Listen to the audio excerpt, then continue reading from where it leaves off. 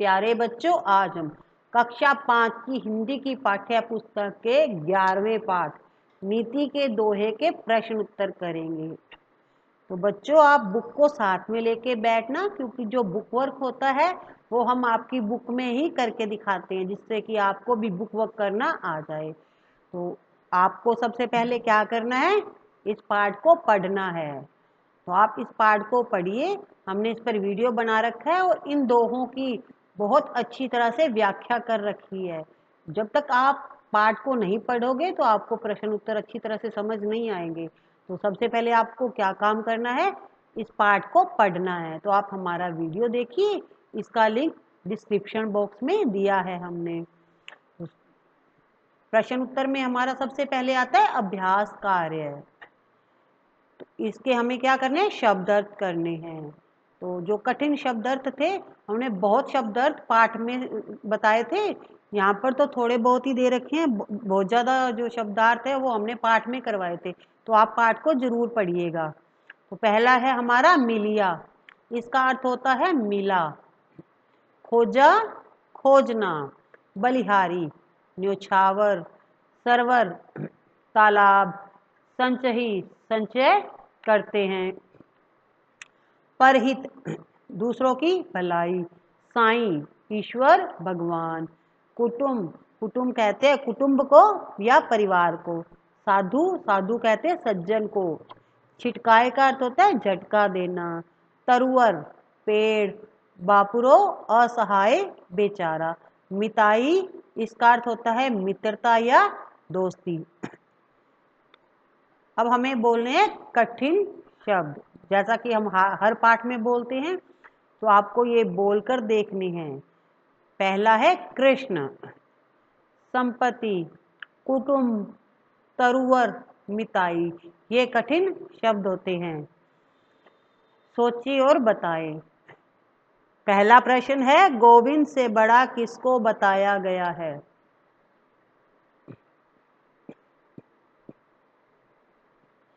इसका उत्तर है गोविंद से बड़ा गुरु को बताया गया है।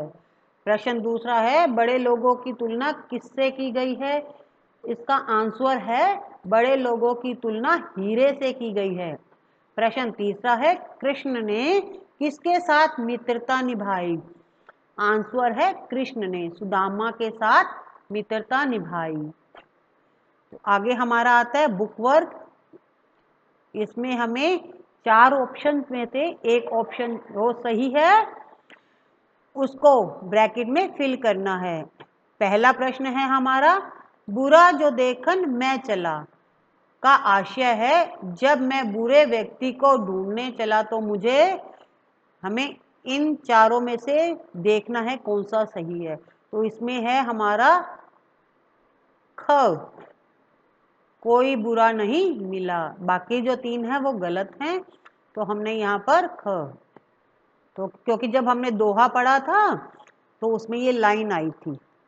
दूसरा है, बड़े बड़ाई ना करे, दोहे में हीरा अपना मूल्य या महत्व इसलिए नहीं बताता है क्योंकि इसका आंसर क्या है कि वह बोल नहीं सकता, उसे अपना मूल्य मालूम नहीं है, या न बताना बड़प्पन की निशानी है, या लाख रुपए का मोल कम है। तो इसमें आएगा ग, न बताना बड़प्पन की निशानी है। बड़े लोग अपनी प्रशंसा कभी खुद नहीं करते।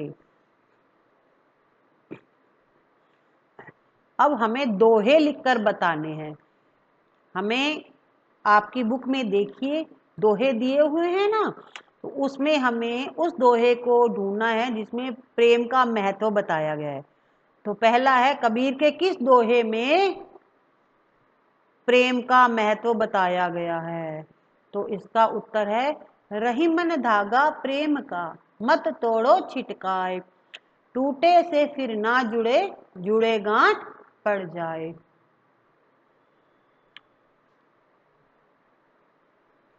तो बच्चों, मैं आपको एक बात बता रही हूँ कि यहाँ पर जो कबीर जी लिखा हुआ है ये दोहा कबीर जी का नहीं है, रहीम जी का है। जब हमने पाठ पढ़ा था ना तो ये रहीम जी का दोहा है। तो ये आपकी बुक में जो क्वेश्चन है वो गलत है। तो हमने यहाँ पर रहीम के किस दोहे में प्रेम का महत्व बताया गया है, ये प्रश्न है। तो इसका आंसर मैंने बोल दिया है, तो आप कबीर की जगह पर रहीम लिख लीजिएगा। तो हमारा दूसरा दोहा है, गुरु पर न्योछावर होने का भाव किस दोहे में है। तो हमने पढ़ा था पहले इसे। इसका उत्तर है, गुरु गोविंद दोऊ खड़े काके लागू पाए, बलिहारी गुरु आपनी गोविंदियो बताए। तो ये हमने दोहे आपकी बुक में से ही छांटने हैं। तीसरा है, सरोवर स्वयं पानी नहीं पीता है, अर्थ बताने वाला दोहा लिखें। तो हमारा दोहा है, तरुवर फल नहीं खात है, सरवर पिए न पान, कह रहीम पर काज हित, संपत्ति संचही सुजान। तो ये दोहे आपको देखिए याद करने पड़ेंगे।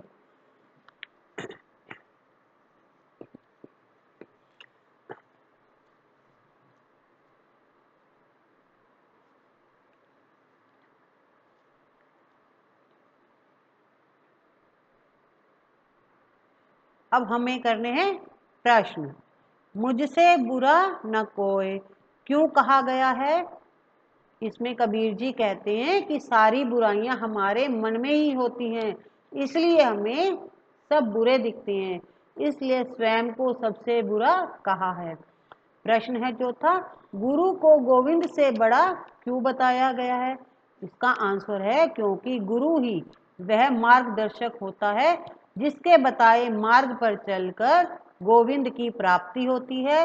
देखिए, गोविंद होते हैं भगवान ईश्वर, अतः गुरु को गोविंद से बड़ा बताया गया है, क्योंकि गुरु ही हमें भगवान तक पहुंचाता है। प्रश्न है पांचवा, टूटे से फिर ना जुड़े, जुड़े गांठ पड़ जाए का क्या आशय है। तो रहीम जी कहते हैं कि प्रेम एक धागे के समान होता है, जो यदि एक बार टूट जाता है तो फिर वह जुड़ नहीं पाता है, और यदि जुड़ भी जाता है तो उसमें गांठ पड़ जाती है। प्रश्न छठा है, बड़े बड़ाई ना करे। दोहे के अनुसार बड़े आदमी अपनी प्रशंसा स्वयं क्यों नहीं करते हैं। तो इसका आंसर है, क्योंकि बड़े लोगों के काम महान होते हैं और उनके कामों की प्रशंसा दूसरे लोग ही करते हैं, वे स्वयं नहीं करते हैं, क्योंकि उनके स्वयं के प्रशंसा करने पर उसमें घमंड झलकता है। तो बच्चों, अब हमें दोहे की पंक्ति को पूरा करना है। आप अपनी बुक में देखिए, तो हमें दोहा दिया हुआ है, लाइन पूरी करनी है। बुरा जो देखन मैं चला। तो आगे आपको क्या करना है, बुक में से लाइन ढूंढनी है। इसमें आएगा, बुरा न मिलिया कोई। तो हमारी ये लाइन पूरी हो जाती है इस तरह से। आप आसानी से कर सकते हैं, क्योंकि ये तो आपकी बुक में से ही आपको लाइन सर्च करनी है। दूसरा है, अब देखो पहले नहीं लिखा हुआ है, बाद में लिखा हुआ है। तो इसमें आएगा, मैं भी भूखा ना रहूं।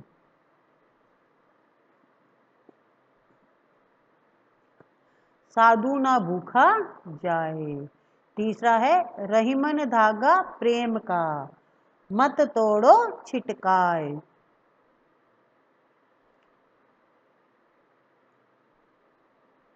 इन दोहों को हमने इतनी बार पढ़ लिया है कि हमें दोहे तो ऐसे ही याद हो गए हैं। इसमें लिखना है, तरुवर फल नहीं खात है। तरुवर फल नहीं खात है, सरवर पिए न पान। तो हमारे इस तरह से ये दोहे की जो पंक्तियां हैं वो पूरी हो गई हैं।